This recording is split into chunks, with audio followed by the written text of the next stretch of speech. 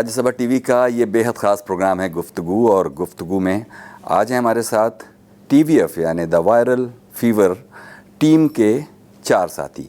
2 साथी अभी इस वक्त आपको पर्दे पर दिखाई देंगे और 2 से ब्रेक के बाद हम लोग बातचीत करेंगे। द वायरल फीवर टीवीएफ यानी कि ऑनलाइन डिजिटल एंटरटेनमेंट चैनल, जिसके बारे में आप अच्छी तरह जानते हैं।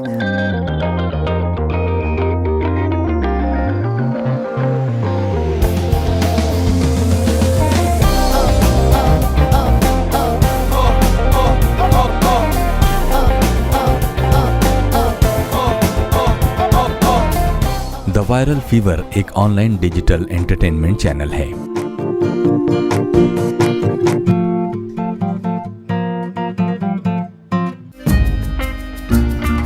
What comes to your mind when you hear the words road trip? Hangover? जिंदगी ना मिलेगी दोबारा? दिल चाहता है?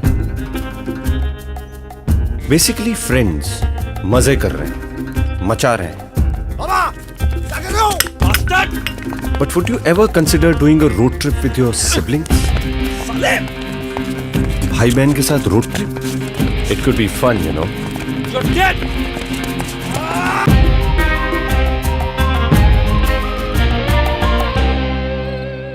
हाल के दिनों में कई ऑनलाइन चैनल्स की शुरुआत हुई है और उन्हें लोकप्रियता भी हासिल हुई है। नहीं Supriya, you're not gonna check your phone. Just go to sleep. Supriya, ओए सुप्रिया, देखना Ankita has tagged you in a photo. नहीं यार, नहीं देखना है। श्योर है क्या? अगर वो स्कूल टाइम की फोटो निकली तो? You know, जब तेरी आंखों के ऊपर काजोल वाला यूनिब्रो भी था। ओके, बट सिर्फ 5 मिनट। टीवी देखने की आदतों में तेजी से आने वाले बदलावों की वजह से ऐसे ऑनलाइन डिजिटल प्लेटफॉर्म्स की जरूरत महसूस की जा रही है और नयापन पेश करने वाले ऐसे चैनल्स को दर्शक हाथों हाथ लेते हैं। तू भी आधा छोड़ के आया? आधा साले पूरा किया है, फुल मार्क्स। ग्राफ का आंसर क्या आया? ग्राफ किधर? ओ पीछे भी क्वेश्चंस थे।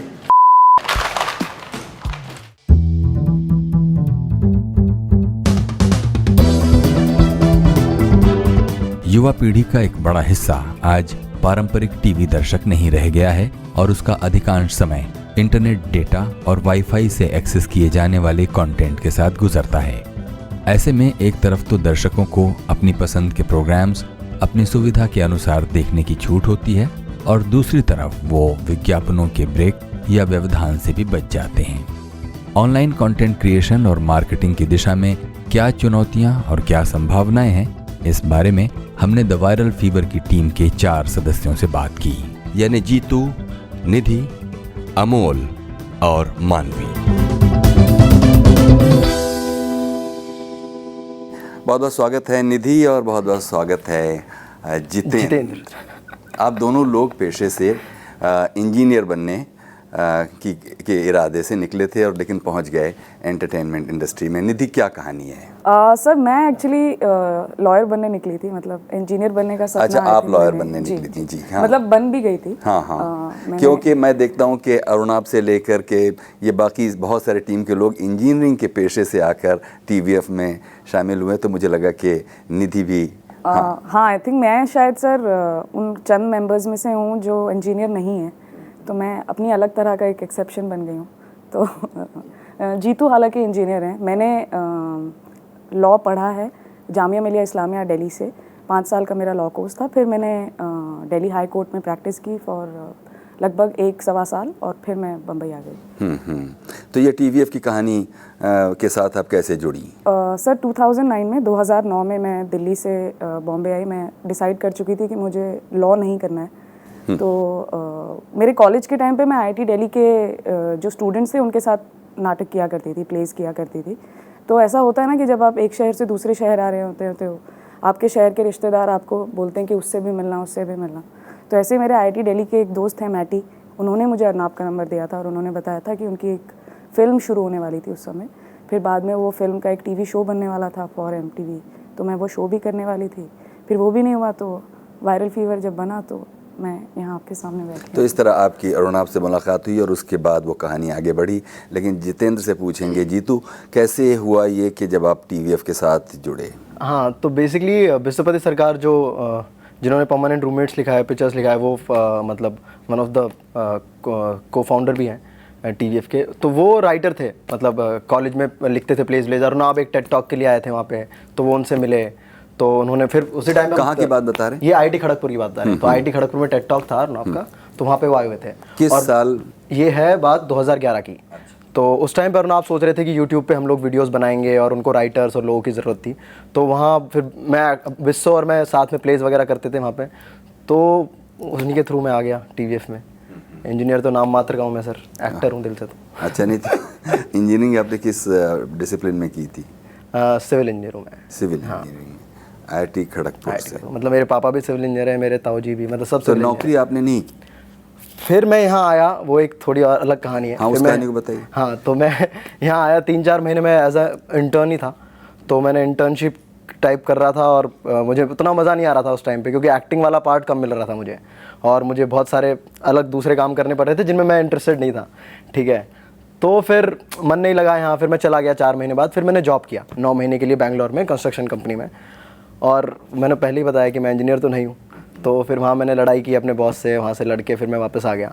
फिर मैंने घर वालों को बताया कि मैं ऐसे, तो घर वाले तो नहीं जाने दे रहे थे कि ऐसे मुंबई तुम नहीं जा सकते, तुम इंजीनियरिंग करो। और मतलब पापा तो काफ़ी नाराज़ हो गए थे। फिर मैंने उनको बोला कि NSD करके एक जगह है, वहाँ मैं अप्लाई करूँगा, तो मैं एक्टिंग सीखूँगा। तो उसके लिए वो राज़ी हो गए, लेकिन वहाँ भी मेरा सिलेक्शन नहीं हुआ। तो फिर उन्होंने बिल्कुल मना कर दिया कि अभी तुम नहीं जा सकते। फिर उनको जैसे तैसे मनाया, और फिर फाइनली मैं आ गया यहाँ पे 2013 में। और 2013 से आप TVF के साथ ही कॉन्टीन्यूसली काम कर रहे हैं। निधि, हम आपसे पूछेंगे कि ये जो ऑनलाइन कंटेंट जनरेशन है, ये जो कन्वेंशनल टेलीविज़न है उससे कैसे अलग है? सर बहुत सारे फैक्टर्स हैं। पहले तो कैसे अलग है, तो सर जो देखने वाले लोग हैं, आई थिंक वो एक बहुत बड़ा डिफरेंस है। क्योंकि 18 से जो बेसिकली जो कॉलेज जाने वाले, जो यंग जो टीनेजर्स जिन्हें कह लीजिए, और कॉलेज जाने वाले, उसके बाद जो नौकरी करने वाले, तो टेलीविज़न में ऐसा हो रहा था कि उन लोगों के देखने के लिए कुछ नहीं था। मतलब वो लोग काम से आकर कुछ देखना नहीं चाहते थे, तो हम शायद वो कंटेंट बनाने लगे जो उन लोगों को देखने में अच्छा लगने लगा। तो बेसिकली सर हमारे लिए देखने लायक कुछ नहीं था टीवी पे, तो हमने अपने लिए कंटेंट बनाना शुरू किया, और फिर हमारे जैसे बहुत सारे लोग मिल गए, ओवर 5 मिलियंस नाउ। तो जब शुरू में आप लोगों ने सोचा होगा, तो किसी चीज़ पर जिसे कहते हैं एक राय बनना, उसमें बहुत तरह के लोग अलग अलग तरह से सोचते हैं, तो उसमें किसी एक जगह पर जाकर ज़ीरो डाउन करना, तो वो कौन सी बात थी कि जिस पर सब लोग सहमत हुए रिसर्च और फाइंडिंग्स के बाद कि हाँ, हम लोग इस तरह का काम करेंगे? सर कॉमेडी से शुरुआत करना आई थिंक अच्छा डिसीजन था, क्योंकि हम लोगों ने रियलाइज़ किया कि मतलब सुनने में अभी लगेगा कि हंसाना आसान होता है, लेकिन हमें लगा कि हमको मज़ा आता है लोगों को हंसाने में। और हम सब अपने कॉलेज लेवल पे, अपने स्कूल लेवल पे सब ग्रुप के वो लाइव वायर्स तो थे ही। तो आई थिंक हम लोग भी स्टार्टेड ऑफ विद कि कॉमेडी करते हैं, और फिर तो कॉमेडी कैटरपिलर था, और फिर बाद में जो अब शोज़ आने लगे हैं, वो उस कैटरपिलर से बटरफ्लाई जो निकल के बना, वो ड्रामा है, वो स्टोरीज़ हैं ओरिजिनल्स। जी, तो आपसे पूछेंगे कि ख़ुद TVF के बनाए हुए प्रोग्रामों में वो कौन सी नई बात आपको लगती है जो देखने वालों को पसंद आती होगी? तो आई थिंक वही जो पहले बोला कि टीवी पे उनके लिए कुछ नहीं था बहुत ज़्यादा, क्योंकि टीवी पे भी एक चीज़ जो फैमिली वाले शो शुरू हुए थे, उन्होंने काफ़ी रिलेट किया था एक टाइम पे। तो वो आई थिंक वो रिलेटेबिलिटी ख़त्म हो गई थी, जो शायद हमने ट्राई किया, और शायद रिलेट कर गए लोग कि ये हमारी कहानी है, हम जैसे लोगों की कहानी है। और थोड़ा आई थिंक रिलेटेबल कंटेंट की वजह से वो लोग आए मतलब इस यूट्यूब पर, और उन्होंने सब्सक्राइब किया। आई थिंक वो भी बहुत ज़्यादा है सर कि कॉलेज के टाइम पे हम लोग टीवी देखते नहीं थे, और ये लोग मेजरली ये लोग हॉस्टल्स में रहते थे, तो इन लोगों ने बाहर के बहुत शोज़ देखे, फ्रेंड्स देखा, साइनफेल्ड देखा, मतलब एक बिल्कुल ही नई दुनिया से मतलब देखना हुआ कि हमें पता ही नहीं था ऐसा कुछ एग्जिस्ट करता है। और फिर हमें लगा कि कोई हमारे देश में क्यों नहीं इस तरह का काम कर रहा है, और हम क्यों घूम फिर के वो रिग्रेसिव चीज़ें बना रहे हैं। और वो तो आई थिंक वो एक मोटिवेशनल चीज़ कह सकते हैं आप उसे, कि हमारा मन किया कि हम ऐसा कुछ अपने लोगों के लिए बनाते हैं, और शायद उन्हें अच्छा लगेगा, और आई थिंक वो चीज़ क्लिक कर गई।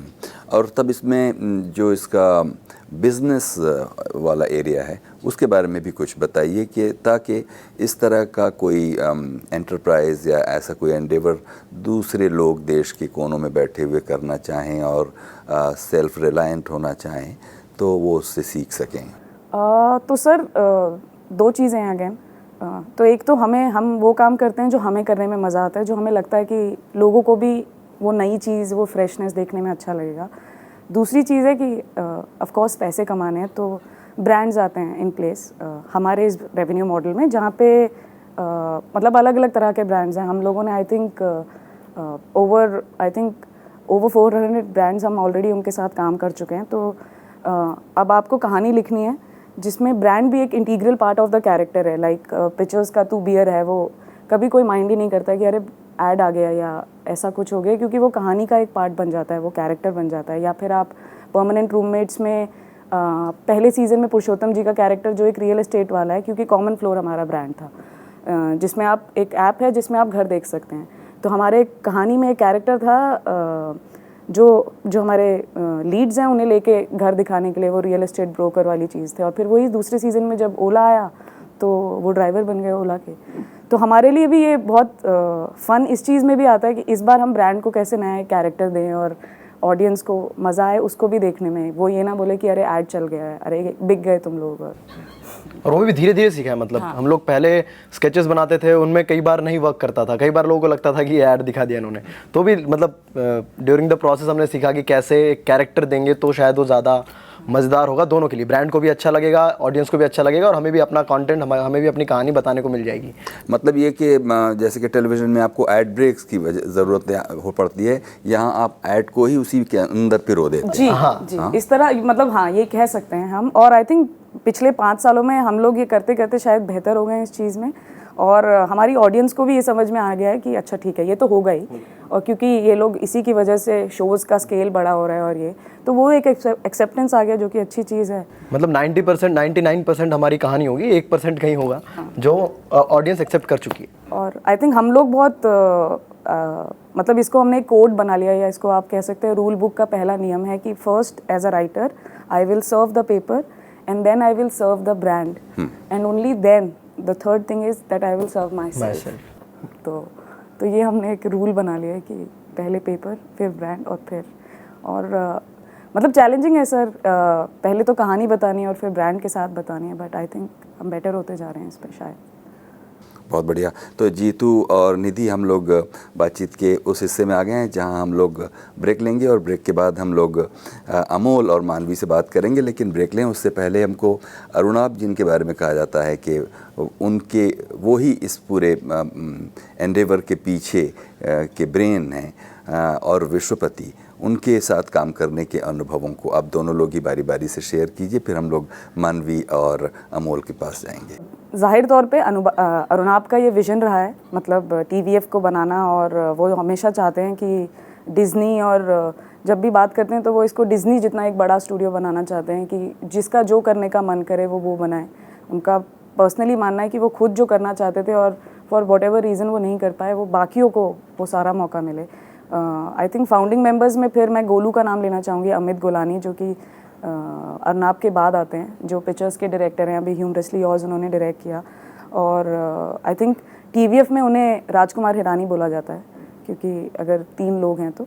और विश्वपति ब्रह्मा है, मतलब वो तो राइटर हैं, तो उन्होंने तो लिखा है, वो हमारे अभिजात जोशी हैं तो और इन लोगों के साथ काम करने के एक्सपीरियंस के बारे में सर यही बताना चाहूँगी कि ये लोग नर्ड्स हैं और काफ़ी बोरिंग किस्म के लोग हैं। इन लोगों को कोडिंग जितना बोरिंग लगता है आपको, या पिक्चर्स में जीतू का कैरेक्टर एज अ कोडर जितना लोगों को लगा होगा मंडेन है या रोज़मर्रा की चीज़ों में फंस गया है, तो ये लोग काम को भी उसी तरह अप्रोच करते हैं। सुबह 9 बजे आते हैं, लैपटॉप के सामने देखते रहते हैं, और मतलब बहुत ही कठोर कारपेंटर जैसी मेहनत है सर, स्क्रिप्ट लिखना और बनाना। और वो आई थिंक मैंने तो इन लोगों को देख के सीखा है कि the love for film making और सिनेमा। और तो मैं ये तो यही कहना चाहूँगी इनके बारे में। जीतू आप क्या कहेंगे? मैं एक शब्द बोलना चाहूँगा कि मेरा एक्सपीरियंस अमेजिंग रहा है इन लोगों के साथ। नहीं हाँ, मतलब कंटेंट के लिए मैं अरुणाब की तारीफ़ करना चाहूँगा कि मतलब वो बहुत डेयरिंग है। मतलब वो देख लेते हैं कि बहुत सारे लोगों को नहीं पसंद आ रहा होता है कि यार ये बनाए, कि रिस्क लग रहा होता है बहुत सारों को, लेकिन उन्होंने बहुत सारे रिस्क लिए हैं हर बार कंटेंट को लेकर के लिए, और मतलब हर तरह से। तो वो रिस्क टेकिंग वाला जो चीज़ है वो अरुणाब में बहुत ज़्यादा है। ठीक है, तुम डरोगे कि यार ये बहुत इस पर बनाने में बहुत ज़्यादा पैसा लगेगा, इसकी बहुत लिमिटेशंस हैं, बाउंड्रीज़ हैं, चलेगा नहीं, वो सब उनसे ऊपर सोच के वो चीज़ बनाने के लिए बोल देते हैं। वो शायद मतलब तीनों में सबसे ज़्यादा अरुणाब है कि हाँ बनाओ, मतलब जो भी तुम्हें करना है करो। तो वो सबसे अच्छी बात लगती है अरुणाब की। बिस्सो और गोलू, आई थिंक गोलू को आई थिंक वो बेसिक्स बहुत क्लियर है कि बेसिक्स कभी भी उनके चीज़ में जब वो काम कर रहे होते हैं तो वो गलती नहीं दिखेगी, बेसिक गलती नहीं दिखेगी। अब रिस्पॉन्स कैसा होगा, ऑडियंस को पसंद आएगा नहीं आएगा, ये चीज़ वर्क करेगी कि नहीं करेगी, वो अलग बात है, लेकिन हाँ बेसिक गलती नहीं होंगी उनकी कहानी में, और तो वो बहुत सही है उनका। और बिस्सो तो अमेजिंग है। तो बहुत बहुत शुक्रिया निधि और बहुत बहुत शुक्रिया जीतू, आप लोगों ने हमारे लिए इतना वक्त दिया। बातों का ये सिलसिला अभी जारी है, अभी ब्रेक ले लेते हैं। अभी वक्त है छोटे से ब्रेक का, ब्रेक के बाद हाजिर होते हैं और बातें जारी रखते हैं टीम TVF के साथ।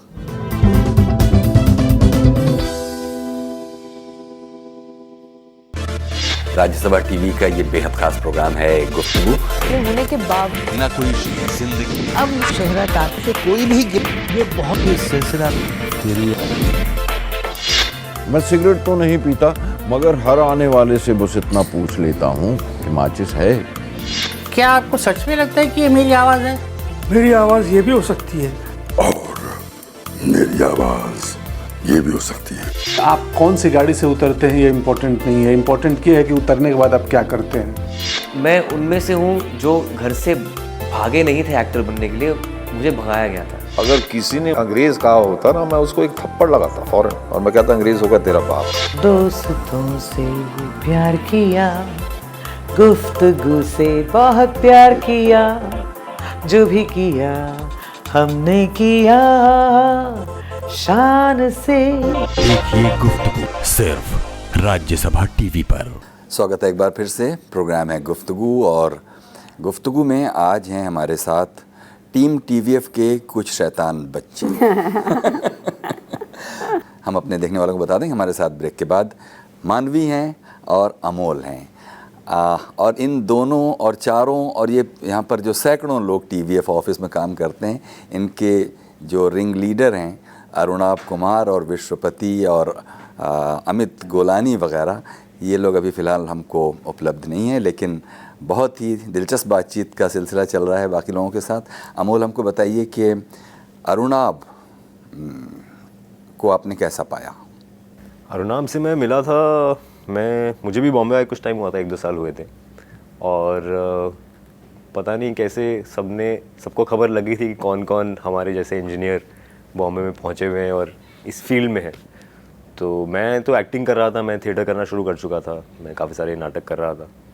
नवीन को मैं पहले से जानता था, नवीन भी इंजीनियर है, दिल्ली में हमने साथ में काम किया था, नाटक में निधि भी थी जिसमें। तो कुछ लोगों को जानते थे और कुछ लोगों के बारे में सुना हुआ था कि यार ये भी हमारे जैसे कुछ हैं उस्ताद जो इंजीनियरिंग वगैरह छोड़ के, नौकरी छोड़ के अब आ गए हैं मुंबई में। तो मैंने उनके बारे में सुना हुआ था, उन्होंने मेरे बारे में सुना हुआ था।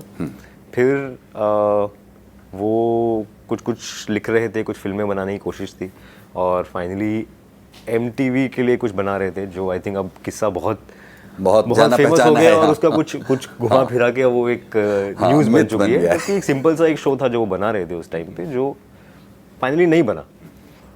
तो उसके लिए मैं मिला हूँ, तो उसके लिए पहली बार हमारी बात हुई फ़ोन पे, उन्होंने मेरा नंबर लिया, और क्योंकि वो इंजीनियरिंग के ऊपर ही शो था, मतलब उसमें इंजीनियरिंग को लेके कुछ चीज़ें थी, तो उनका ही मानना था कि अगर ये एक्टर भी है और इंजीनियर भी है जो जानता है उस लाइफ को, तो अच्छा रहेगा। तो हमारी पहली बार फ़ोन पे बात थी, उन्होंने मुझे कहा कि मिलना चाहते हैं और मैं आऊँ और पढ़ूँ स्क्रिप्ट और एक स्क्रीन टेस्ट हो। तो तब मैं उनसे पहली बार मिला था। वो उसमें सब बातें भी हुई, काफ़ी लेट स्टेज तक बात गई, फिर वो शो नहीं बना जैसे कि अब पूरी दुनिया जानती है। तो टच में रहे, फिर उसके बाद मिलते रहे, अंधेरी में आसपास सब रहते हैं, बात होती रहती है। फिर साथ साथ में आई थिंक एक बार विश्वपति, अमित और अरुणाब ने मिलकर जब एक कंपनी की तरह चालू किया, तो हम कभी ऐसे कंपनी के एम्प्लॉय नहीं बने, पर एज अ फ्रेंड और वेल विशर, और एक दूसरे काम के लिए रिस्पेक्ट होता है वो तो रहता ही है, वो रिलेशनशिप रहती है, तो वो हमेशा रही। तो मेरे सामने ही ये सब शुरू हुआ, एक फॉर्मल कंपनी, और ये काम और ये हमारे सामने हमने देखा कि कैसे उन्होंने एक नई चीज़ ही इंट्रोड्यूस कर दी सबके लिए, एक नए तरीके का कंटेंट, एक नए तरीके का एंटरटेनमेंट, जो उससे पहले जो मीडियम था लेकिन किसी ने उसको टैप नहीं किया था। तो आई थिंक हमारे लिए भी वो बहुत अच्छा सरप्राइज़ था कि किसी को हम जानते हैं उन्होंने कुछ नया ट्राई किया और वो नया चीज़ सक्सेसफुल रही, और सक्सेसफुल का भी अब वो एक पैरामीटर बन गया। मतलब काफ़ी लोग, अब मैं बाहर जाता हूँ तो क्योंकि शायद मेरे सामने लोग थोड़ा ज़्यादा खुल के बात करते हैं TVF के बारे में, तो मुझे भी समझ में आता है कि लोग बहुत ज़्यादा इज्जत करते हैं और उनकी आंखों से आप समझते हैं कि यार कि हाँ, कि एक चीज़ अचीव की गई है, एक नए डायरेक्शन में एक बड़ा स्टेप लिया गया है। और ये कई बार आप जब बाहर से देखते हैं तो ज़्यादा अच्छे से देख पाते हैं वो स्टेप। और मानवी, मुझे अंदाज़ा कुछ लग रहा है कि आप लोगों की फ़ैन फॉलोइंग और आप लोग काफ़ी बड़े सेलिब्रिटीज़ वगैरह हैं। मुझे माफ़ कीजिएगा क्योंकि मैंने बहुत TVF के शोज़ नहीं देखे जिसमें आपका जो पूरा ऑफ एक्टर है या जो आपकी फ़ैन फॉलोइंग है उससे मैं लीस्ट इन्फॉर्म्ड हूँ। हाँ, इसके लिए आप मुझे माफ़ करेंगी। लेकिन मुझे बताइए, ये इंजीनियरों, डॉक्टरों और ये सिरफिरों की दुनिया में आप भी क्या अपने प्रोफाइल और पोर्टफोलियो और ऑडिशन के लिए पहुँची थी या कैसे इस ट्रैप में फंसी? तो मैं फंसी गई एक्चुअली इन इंजीनियर्स के बीच में नहीं, बट तो ये अमोल और निधि, ये इन दोनों को मैं पहले से जानती थी काफ़ी। तो हम लोग ने एक प्ले किया था एक साथ, और क्योंकि ये लोग ऑलरेडी इस वर्ल्ड से इंट्रोड्यूस थे, इन लोगों को जानते थे, तो इन्होंने ही मुझे मिलवाया और मेरा पहला काम विद देम वाज पिक्चर्स। तो उस टाइम वो निधि उसकी कास्टिंग कर रही थी, तो उसने मुझे एक कैरेक्टर के लिए बुलाया, फिर और मैंने ऑडिशन दिया और फिर हमारा हो गया, मतलब वो ऐसे ही हो गया बस। और क्योंकि मैं इन लोगों को पहले से जानती थी तो एक वो फ्रेंडशिप और एक कंफर्ट लेवल था शुरू से, तो इसलिए काम करने में भी वो आसानी हुई। और कभी ऐसा नहीं था कि अरे डायरेक्टर एक्टर या प्रोड्यूसर एक्टर, वैसा वाला कभी वो फीलिंग ही नहीं आई थी। वो सब ऐसे खेल में सब इन्होंने निकाला और हमने भी साथ में कर दिया। यहाँ पर पहुँचने से पहले आप क्या कर रही थी और कहाँ से आई? मैं दिल्ली से हूँ, तो कॉलेज के बाद, मतलब कॉलेज में ही मैंने थोड़ा 1-2 बार मैं आ गई थी बॉम्बे, एक्टिंग की थी, लेकिन तब तक ऐसा प्रोफेशनली उसको चूज़ करने की बात नहीं हुई थी, तो मुझे पढ़ाई ही करनी थी उसके बाद। फिर जब कॉलेज ख़त्म हुआ तो आई थॉट कि एक बार आते हैं बॉम्बे और अच्छे से ज़रा ट्राई करते हैं इसको, एक्टिंग को एक प्रॉपर एक करियर की तरह ऑप्शन उठाते हैं। और फिर वो हुआ। और वो कभी आप अपने आप को हमेशा, ऐसे बहुत लोग हैं जो हमेशा बॉम्बे आते हैं और टाइम देते हैं अपने आप को, most of them are able to stick to that timeline, लेकिन बहुत लोग हैं जो नहीं स्टिक कर पाते, और मैं उनमें से हूँ कि जो मैं अपने आप को बोलती अच्छा बस 1 साल देखते हैं, 1 साल देती हूँ मैं अपने आप को, उसके बाद नहीं हुआ तो मैं वापस I will go back and study and ये। पर वो 1 साल बढ़ता गया, बिकॉज हमेशा कुछ ना कुछ आता रहता है एक छोटा, और जैसे ही आप सोचते हो कि अब बस खत्म, तो तब एक आपको आ जाएगा, एक मूवी का ऑफर आ जाएगा, एक कोई एड फिल्म आ जाएगी, तो वो फिर आप रही गए यहाँ पे। अमोल, चूँकि आप तो शुरू से ही हैं, हमको बताइए कि शुरू में जो पहला साल था उसमें क्या क्या चीज़ें पकाई गई और क्या आपके पास मेनू था, और आज वो क्या है? नहीं, मैं तो जैसे कहा कि मैं तो सब थोड़ा सा बाहर से ही देखता हूँ। मैं आई थिंक उन लोगों में से हूँ जो बीच में है, जो एक तरह से अंदर भी हैं और बाहर से भी देख पाते हैं चीज़ों को। तो हमारे सामने तो शुरू में जैसे पहला आई थिंक राउडीज़ वीडियो था जो पब्लिक में फैला, जो हम सब ने एंजॉय भी किया, एंड वो दिख रहा था कि यार नवीन है, और उसको मैं पहले से नहीं जानता था, अपना दीपक, तो दीपक भी थे, तो दीपक को मैंने पहली बार उस वीडियो में देखा था और इन लोगों ने बनाया था, ये मुझे पता था, और हमें लगा कि यार ये तो बहुत मज़ेदार चीज़ है, इन लोगों ने मिलके की है। और बट वो उस मज़े को समझना एक अलग है, और जब आप बाहर जाते हैं और देखते हैं कि यार ये तो दुनिया उसके बारे में बात कर रही है, और जब आप उनके साथ बाहर सड़क पे निकल रहे हैं तो सड़क पे लोग ऑलमोस्ट पागल हैं, मतलब पागल मतलब ऐसा नहीं है, लेकिन उन्होंने देखा है और वो बहुत पसंद कर रहे हैं उस चीज़ को, और फ़ोटो खिंचाना चाहते हैं, उनके साथ हाथ मिलाना चाहते हैं। तो ये शुरू में ही काफ़ी समझ लिया था कि यार ये कुछ इंटरेस्टिंग चीज़ है, ये कुछ अलग तो है, इस चीज़ का रीच जितना हम लोग समझ रहे हैं उससे काफ़ी ज़्यादा है। तो और ये आई थिंक कहीं ना कहीं मैं समझता हूँ कि टीम को भी लगा था, मैं शायद गलत हो सकता हूँ, लेकिन मुझे लगता है कि टीम को भी एक हल्का सरप्राइज़ तो था कि ये था कि अच्छा काम करेंगे तो पहुँचेगा, लेकिन कि ऑलरेडी यूट्यूब लोग इतना देख रहे हैं, ये आई थिंक सबने उससे सीखा कि हाँ लोग हैं देखने वाले। तो ऐसा है कि अगर आप कुछ अच्छा मज़ेदार बनाते के डालते हैं तो वो पहुंचेगा लोगों तक। यूट्यूब की इतनी रीच हो चुकी है, उस टाइम पे 2012 में इतना फील नहीं होता था, बट इसकी वजह से लोगों ने पहली बार फील किया, और शायद उसकी वजह से 50 और लोग ने सोचा यार ये लोग कर सकते हैं और ये लोग बना सकते हैं तो हम भी बनाते हैं, जिसका नतीजा आज 4 साल बाद ये है कि ऑलमोस्ट हर बड़ी से बड़ी कंपनी से लेके छोटी से छोटी कंपनी या इंडिविजुअल्स भी चीज़ें बना के यूट्यूब पे डाल रहे हैं। अब तो सब घुस गए हैं, हर प्रोडक्शन हाउस, कोई भी, चाहे वो फिल्म बनाता हो, ऐड बनाता हो, अब वो सब वेब सीरीज़ बनाना चाह रहे हैं, अब वो सब डिजिटल मीडियम पे आना चाह रहे हैं, आ गए हैं। तो हम लोग फिल्में लोग कम बना रहे हैं, और एटलीस्ट फ्यूचर में ये देख रहे हैं कि यार यही है, लोग इस पे ज़्यादा फोकस करना चाह रहे हैं, प्लानिंग, और ये पता चलता है हमें, एक्टर्स भी हम लोग जाते हैं, हम लोग को कॉल्स आते हैं, मीटिंग्स होती हैं, तो बहुत ज़्यादा काम, बहुत ज़्यादा फ्यूचर, तो ऐसा लग रहा है कि ऐसा अभी तो बचा है, अभी तो शुरू भी नहीं हुआ है, ऐसी फील आती है। नहीं, और हर उसका एक वो ग्राफ हो, टीवी का भी, जैसे आप निधि और जीतू भी बोल रहे थे कि शुरू में जब टीवी आया था, या जैसे इंडिया में जब आया था और ये केबल टीवी वगैरह, तो बहुत अच्छे अच्छे शोज़ आते थे और डिफरेंट तरह के शोज़ आते थे, कोई फिक्शन, कोई नॉन फिक्शन, ये वो। फिर वो धीरे धीरे फिर उसका एक पीक आया जहाँ पर इवन जैसे क्योंकि सास वगैरह भी जब शुरू में आए थे तो बहुत नया था, और ये वो KBC, हर तरह के शोज़ थे। और फिर जो वो धीरे धीरे आया और एक जगह पे आके वो प्लेटो कर गया, उसके बाद वो बढ़ा ही नहीं आगे, और उसमें शायद वो क्राउड बहुत हो गया क्योंकि सब लोग फिर एक ही चीज़ बनाने लग गए, फिर सब वही कर रहे थे, और 24/7 होने लग गया, डेली सोप्स, एक के बाद एक ख़त्म होता है दूसरा स्टार्ट, वो बहुत अभी ऐसा हो गया है।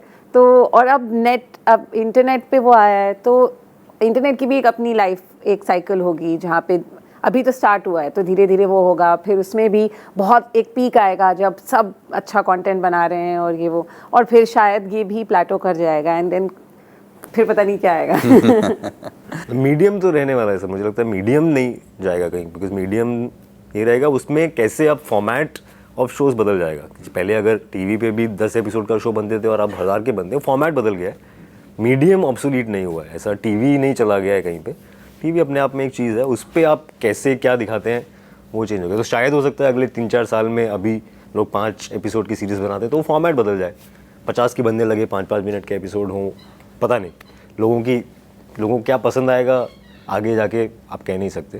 बट मीडियम तो काफ़ी आपसे अमोल हमने ये पूछा कि कितने लोग थे जब TVF शुरू हुआ था? मतलब शुरू में तो फॉर्मली तो आई थिंक 3-4 लोग ही थे। 3-4 लोग थे, और आज कितने लोग हैं? आज 200 एम्प्लॉयज़ हैं इस कंपनी में। और अब प्रोग्राम्स कितने हैं? प्रोग्राम्स कितने बन चुके हैं? चैनल ही बहुत सारे हैं अभी। हाँ, चैनल्स का हाँ, मतलब कि TVF का एक मेन चैनल है, स्क्रीनपति चैनल है, गर्लियापा चैनल है, टाइमलाइनर्स है, तो फंडा फंडाकरी है। तो ये अलग अलग तरह के कंटेंट के लिए अलग अलग चैनल्स भी बन गए हैं TVF के अम्ब्रेला के अंडर ही। तो एक मेन चैनल TVF के नाम से भी चलता है, जिसपे अब सारी वेब सीरीज़ जाती हैं। अब तो अपना एक वेबसाइट, अपना एक ऐप है, तो चीज़ें सीधा यूट्यूब पे भी नहीं जा रही हैं, पहले वहाँ जा रही हैं, and may be at a later stage थोड़े टाइम के बाद, 2-3 हफ्तों के बाद वो वहाँ पे रिलीज़ होती हैं यूट्यूब पे। तो काफ़ी तेज़ी से चीज़ें बढ़ी हैं, चेंज हुई हैं, हो रही हैं, अभी भी हो रही हैं, मतलब आज भी हो रही हैं। तो पर इंडिया में यही, मतलब TVF ही वो लाया है रेवोल्यूशन। मतलब ये सारी वो, जैसे नेटफ्लिक्स वगैरह हैं बाहर, नेटफ्लिक्स का भी यही है, अमेजॉन प्राइम वगैरह, पर इंडिया में TVF का अपना, पहली बात तो ये यूट्यूब पे अच्छा कंटेंट बनाना और पॉपुलर होना, उससे वो TVF ने स्टार्ट किया। फिर उसको मनी के हिसाब से, मतलब उससे एक्चुअली पैसे कमाना, वो भी TVF ने उसको मतलब परमानेंट रूममेट्स और पिक्चर्स के बाद लोगों को लगा हाँ यार इससे तो पैसे भी कमा सकते हैं, तो ये करते हैं, उससे फिर लोग घुसे उसमें। प्लस फिर ये TVF प्ले ऐप जो है, ये भी अब सब लोग बनाना चाह रहे हैं मतलब अपना एक अपना ही चैनल जो आप सीधा डाउनलोड करो और उसी पे आप देखो। यूट्यूब नहीं है अभी, तो हाँ, तो TVF हैज़, इंडिया के रेफरेंस में तो TVF रेवोल्यूशन। आपको क्या लगता है अमोल के जो व्यूइंग हैबिट्स हैं ख़ासतौर पर ऑनलाइन में, वो किस तरह काम करती हैं, जिसको आप ध्यान में रखते हुए अपना कंटेंट जनरेट करते हैं? आई थिंक सबसे ज़्यादा जो मुझे फील होता है एक्टर के तौर पे भी, कि लोग अभी जो देखना चाह रहे हैं ऑनलाइन, वो रिलेटेबल चीज़ें देखना चाह रहे हैं, वो चीज़ देखना चाह रहे हैं, क्योंकि एक बहुत पर्सनल व्यूइंग एक्सपीरियंस है। लोग अपने फ़ोन पे देखते हैं, लैपटॉप पे देखते हैं, बहुत बार अकेले देखते हैं, तो आई थिंक वो उससे एक पर्सनल कनेक्ट चाहते हैं। तो एज एन एक्टर एटलीस्ट मैं अपने आप को ये रिमाइंड कराता हूँ कि यार इस मीडियम पे जब अगर आप रिलेटेबल नहीं हो तो वो इमीडिएटली पॉज कर देंगे। उन्होंने तो टिकट भी नहीं खरीदी, ऐसा नहीं है कि वो थिएटर में घुस गए हैं 200 रुपये का टिकट खरीद कर, और अब आप उनको देखना पड़ेगा क्योंकि टिकट ले ली गई है। उनके पास हर सेकंड में ऑप्शन है कि वो उसको पॉज करके अगली वीडियो पे चले जाएं। तो ये जो फ्रीडम है ऑडियंस के पास, ये फ्रीडम है और ये उनकी पावर है और ये उनका हक है कि अगर आप हमें बोर करेंगे या हमें मज़ा नहीं आएगा तो हम नहीं देखेंगे, या हमें देखने के लिए कोई ज़बरदस्ती नहीं है, मैं पैसे नहीं दे रहा हूँ, मैं टिकट नहीं करा रहा हूँ फिलहाल तो जिस तरह का मॉडल है। तो आई थिंक वो चीज़ है जो एक एक्स्ट्रा आपको रिस्पॉन्सिबिलिटी देती है कि आपको एक एंगेजिंग चीज़ बनानी है। आप आधी पक्की या आधे कॉन्फिडेंस में नहीं बना सकते, तो आप अपनी पूरी कोशिश करेंगे ही, क्योंकि आपको पता है कि ये फ्रीडम उनके पास है।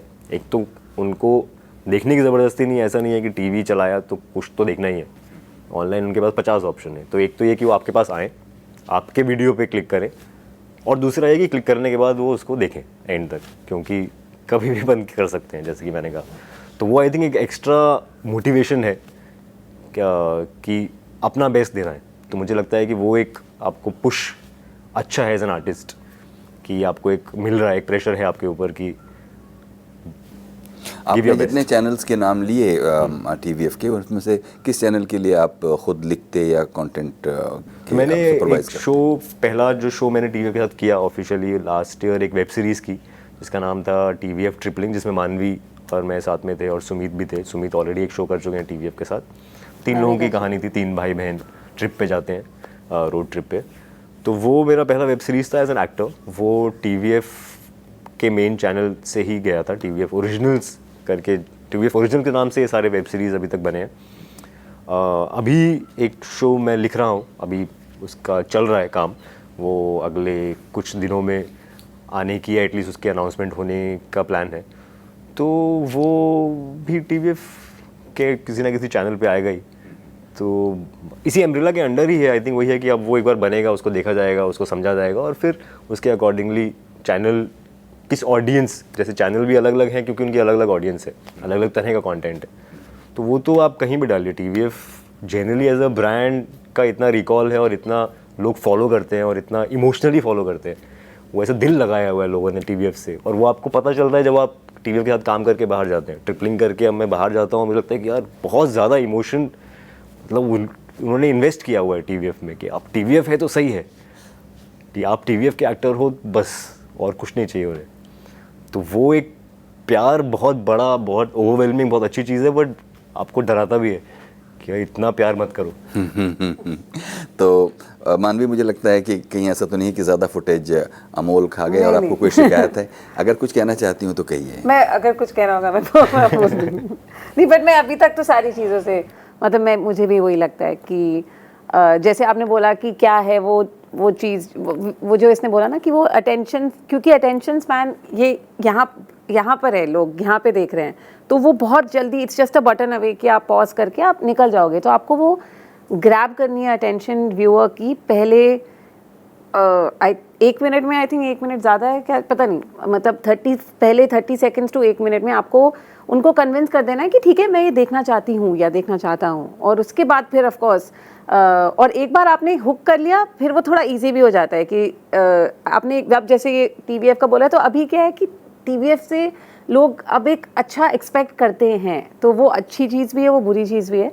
क्योंकि अच्छी चीज़ ऑब्वियसली कि अच्छा एक्सपेक्ट करते हैं, अच्छा नाम है ये वो, बट बुरी चीज़ ये है कि मुझे एज एन एक्टर लगता है कि मुझे कहीं पर भी कॉम्प्लेसेंट नहीं हो जाना चाहिए कि क्योंकि अब तो एक्सेप्ट कर लिया है, तो अभी मैं कुछ भी करूँगी तो चलेगा, तो वो नहीं होना चाहिए। तो वो as creators, as actors, as writers, directors, सबको अपने आप को वो रिमाइंड करते रहना, क्योंकि वो बहुत ईजी है उसमें घुसना, क्योंकि लाइक ही वाज सेइंग कि बहुत प्यार मिलता है, और छोटी से छोटी चीज़ का एकदम ना, मतलब बहुत ही अच्छे से इतना अच्छा रिएक्शन मिलता है कि आपको लगता है मैंने तो कुछ किया ही नहीं इतना ज़्यादा। तो वो उसको एक बार you have to keep it in check. तो ये बस। इसमें डायरेक्शन का काम कौन करते हैं अलग अलग चैनल्स में? ये भी सब शो पे डिपेंड करता है, हर शो अलग अलग आदमी डायरेक्ट करता है। अगेन वो डिपेंडिंग ऑन किस तरह का शो है, किस तरह की उसकी डिमांड है। एंड आई थिंक जनरली मैंने ये भी जो कल्चर ऑब्जर्व किया है कि एक तरह का लोगों को एक दूसरे को सपोर्ट करने का और साथ में बढ़ने का कल्चर है। तो वो आई थिंक कहीं ना कहीं रफली प्लानिंग भी रहती है कि यार कुछ टाइम तक एक इंसान करेगा, दूसरा इंसान शायद उसको अंडर स्टडी करेगा, उसको सीखेगा, एंड देन एक शो बनाया जाएगा जो आप डायरेक्ट। तो एक रफ प्लान भी है कि हर कोई सीखता रहे और हर कोई अलग अलग चीज़ें करता रहे और बढ़ता रहे। तो वही हुआ है अभी तक। आई थिंक जो 3-4 शोज़ बने हैं, जो परमानेंट रूममेट्स था वो समीर सक्सेना ने डायरेक्ट किया था, पिक्चर्स अमित गोलानी ने किया था, ट्रिपलिंग पहली बार कोई एक नॉन TVF एम्प्लॉय ने डायरेक्ट किया, राजेश कृष्णन है, बहुत बड़े एड फिल्म मेकर हैं। तो वो भी एक तरह का था कि बाहर से कोई आके एक नया पर्सपेक्टिव लेके आएगा और वो आके शायद उससे भी सीखने को मिलेगा जो एम्प्लॉयज़ हैं, जो टीम है यहाँ की उनको। और तो अभी तक ऐसा कुछ फिक्स नहीं है, ऐसा नहीं है कि एक इंसान डायरेक्ट कर रहा है। अभी बिश प्लीज हैं, वो विश्वपति ने डायरेक्ट किया है जो पिक्चर्स ऑफ परमानेंट रूममेट्स के राइटर हैं। तो वो है, मतलब ये एक अच्छा, मुझे वो कल्चरली अच्छा लगता है कि सबका मन है तो वो ट्रेनिंग होगा, एक सेंस ऑफ कि एक दूसरे से सीखने का कल्चर, और finally at the right time क्या चाहिए अब आपका है, अब आप तैयार हैं, आपको अपने पे कॉन्फिडेंस है, हमें आप पे कॉन्फिडेंस है, आप कीजिए। तो वो एक मुझे अच्छा लगता है कि सब लोग अपना मन का भी पूरा कर रहे हैं और सीख भी रहे हैं और उसको एग्जीक्यूट करने का मौका भी मिल रहा है उनको। तो बहुत बहुत शुक्रिया मानवी, बहुत बहुत शुक्रिया अमोल। हम लोग उम्मीद करते हैं कि इसी तरह से TVF आगे बढ़ता रहे और हमारे देखने वालों को और आपके देखने वालों को ये इसी तरह से मज़ा आता रहे। आप सभी के लिए बहुत हम शुभकामनाएं करते हैं। बहुत थैंक यू।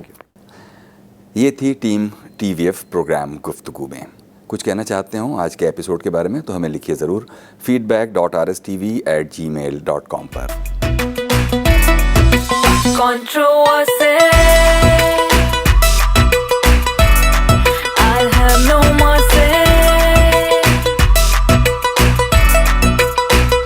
निकलेगी झूम के घर से बहन, दुनिया झूमेगी उसके कदम। Okay, that was an exaggeration, but you understand that you won't give a damn. बना लो मीम्स या बोलो बेशरम, बैठेगी वैसे ही जैसे करे मन। रख लो ठंड थोड़ी, रख लो ठंड, रख लो ठंड थोड़ी, रख लो